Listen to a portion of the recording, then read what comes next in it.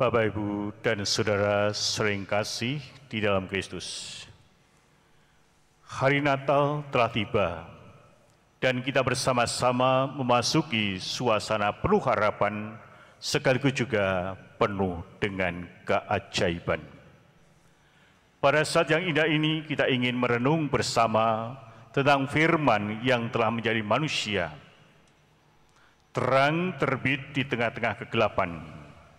Maka kita akan merenungkan tema dan merefleksikan hari Natal ini, yaitu dengan tema Cakrawala Penuh Harapan.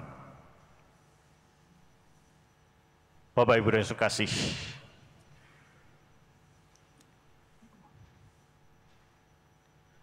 kedatangan firman menjadi manusia bukan hanya konsep secara teologis, melainkan kenyataan yang membentuk harapan kita semua. Dalam keterbatasan sekaligus juga kerapuan dan kelemahan kita menemukan kehangatan kehadiran Tuhan yang menghidupkan kembali harapan di dalam hati setiap manusia. Bapak, Ibu, dan Saudara kasih, pohon Natal itu ada di mana-mana, dalam gereja maupun di mal-mal. Maka ketika saya mempersiapkan renungan ini, saya duduk di depan pohon Natal itu. Lalu ada seorang ibu yang datang, lalu memotret, Pak, pohon Natalnya bagus sekali ya. Nah, saya katakan, wah iya Bu, ya itu ada terowongannya juga. Ya, jadi dia nggak tahu bahasa pastor gitu kan, jadi Pak bagus sekali ya, bagus atau kalau nggak bagus bagaimana itu ya, ini katedral ya, jadi bangga sedikit gitu ya, ada terowongannya bagus. Oh iya Pak, wah ini saya belum menemukan Pak, ya bagus. Tiba-tiba itu ada seorang bapak terus berdekati, pastor selamat malam. Oh ini pastor toh? Ya memang pastor, saya sedang duduk dan asik. Nah mari Bapak Ibu sekalian, kita merenungkan tentang pohon Natal yang betul-betul indah itu. Sehingga pada saat kita memandang pohon Natal, kita melihat bukan sekedar rangkaian dekorasi. Berapa macam dekorasi yang muncul di sana. Pohon Natal adalah simbol hidup kita yang terus tumbuh dan bersinar dalam kehidupan kita sehari-hari. Saya yakin Bapak sekalian mungkin di rumah juga masang pohon Natal, tapi kalau pernah merenungkan dengan baik tentang pohon Natal itu sendiri. Setiap cabang, setiap hiasan, dan juga setiap lampu memiliki makna dalam kisah kehidupan kita masing-masing. Sebagaimana pohon Natal, hidup kita adalah mosaik perjalanan dengan semua keindahan dan tantangan yang membentuknya di dalam peristiwa-peristiwa yang kita alami. Sebagai aksesoris pohon Natal, kita dapat memetakan cerita harapan dalam hidup kita. Keseimbangan antara cahaya dan bayangan, perhatikan ya, kalau malam hari bagus sekali sana ya. Kebahagiaan dan kesedihan menciptakan sebuah gambaran hidup yang penuh dengan makna itu sendiri. Sebagai pohon Natal hidup, kita menjadi pelukis, tapi sekaligus juga pematung yang terus membentuk kisah harapan kita masing-masing. Sadarkah kita bahwa kita itu sedang membentuk suatu pohon di dalam kehidupan kita lewat peristiwa-peristiwa entah besar entah kecil di dalam kehidupan kita. Pohon Natal mengajarkan kita tentang keberagaman dan juga persatuan. Seperti berbagai hiasan yang berbeda-beda di sebuah pohon Natal, demikian juga keberagaman yang mempersatukan kita semua. Terlebih-lebih kita yang hidup di Indonesia ini, di mana kebinekaan itu terasa sekali. Bagaimana kita bisa menghayati itu semuanya? Sehingga mari kita merangkul perbedaan, memahami satu sama lain, dan bersama-sama menciptakan mosaik kehidupan itu sendiri dalam hidup kita. Sehingga perbedaan-perbedaan jangan sampai menghalangi kita, Entah perbedaan politik atau apa, silakan, tidak apa-apa, jangan sama, silakan. Tapi jangan sampai itu memecah belah dari kehidupan kita. Bapak, Ibu, dan saudara kasih, cabang-cabang pohon Natal yang bersatu menjadi gambaran hubungan yang kokoh dan penuh harapan di dalam hidup manusia.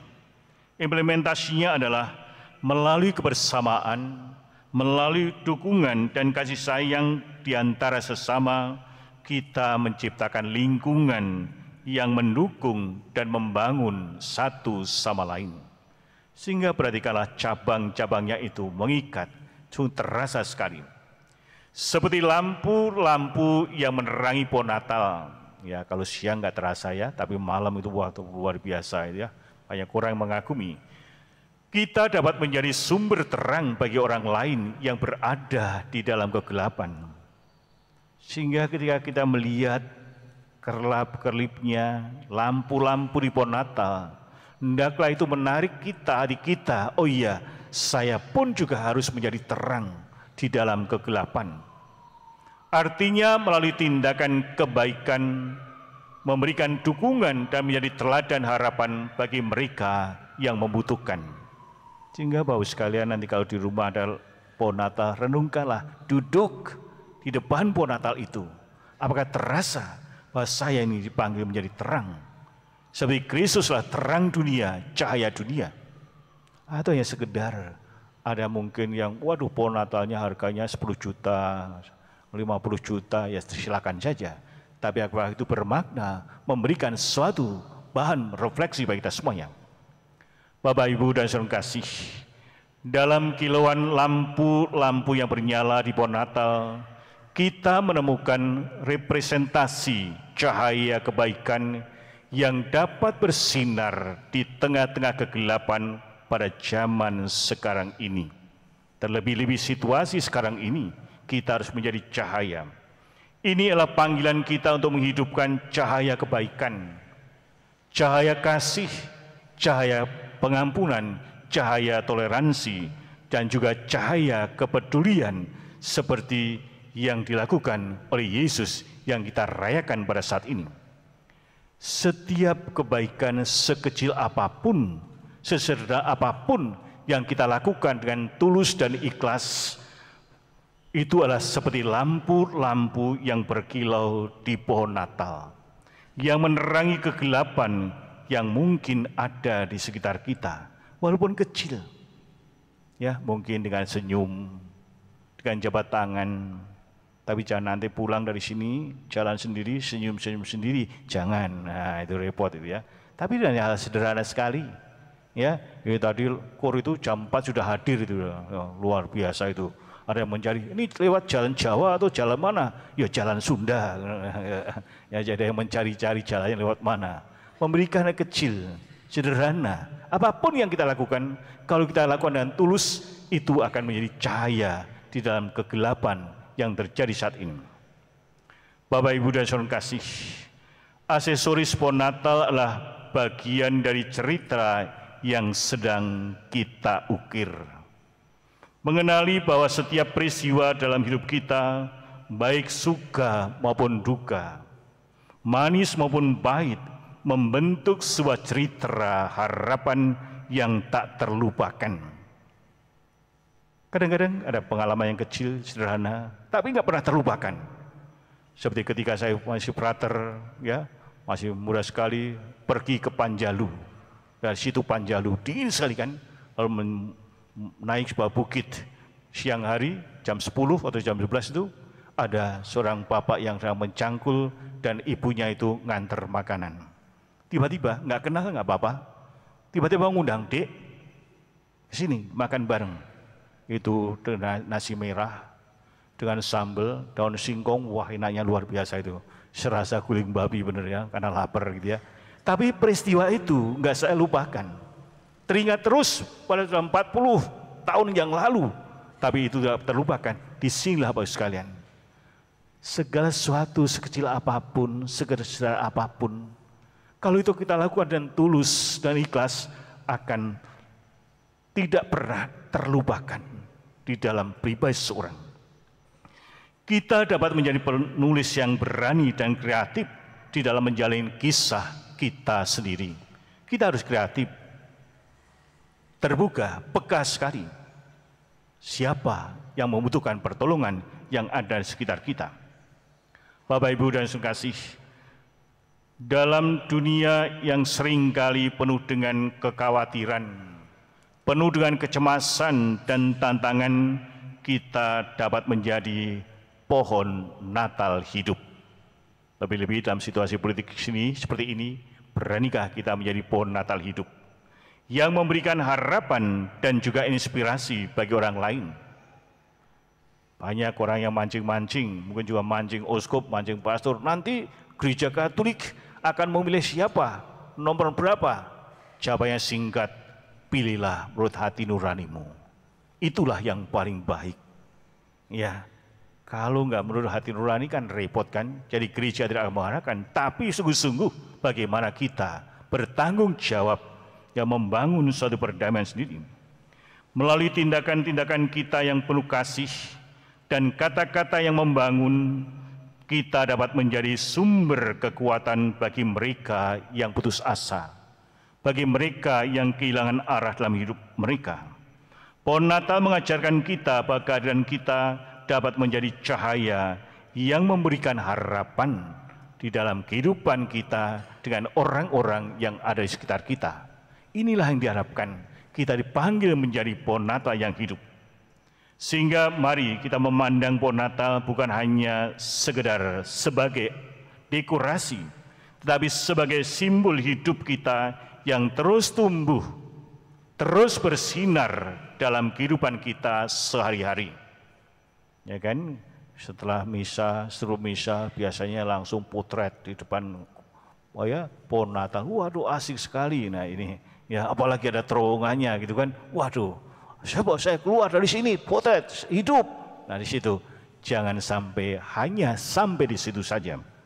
Sehingga sungguh-sungguh di dalam kedatangan firman yang menjadi manusia dan makna pohon Natal, mari kita hidup dengan penuh harapan, merangkul terang yang terbit di tengah-tengah kegelapan dan menjadi saksi keajaiban di tengah-tengah dunia yang seringkali terasa suram bahkan gelap sekalipun. Inilah harapannya.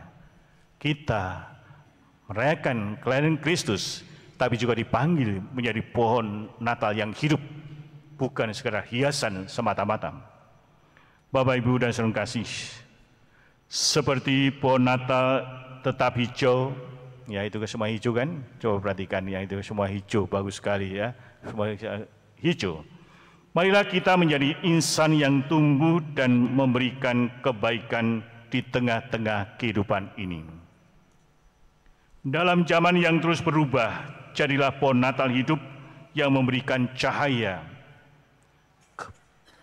cahaya kebaikan, cahaya kasih sayang, cahaya pengampunan, cahaya kepedulian, seperti yang dilakukan oleh Kristus yang kita rayakan pada hari ini. Marilah kita bersama-sama menjadi pohon Natal hidup yang memancarkan cahaya keindahan di dalam hidup kita, di dalam hati kita, dalam keluarga kita, dalam masyarakat kita, dan juga di dalam dunia sekarang ini. Inilah makna firman telah menjadi manusia, dan kalau kita sambungkan dengan pohon Natal, betapa indahnya kita dipanggil untuk itu. Kalau kita pada hari ini, saat ini berani berjanji, Tuhan, saya akan menjadi pohon Natal yang hidup, maka saya ucapkan selamat Natal.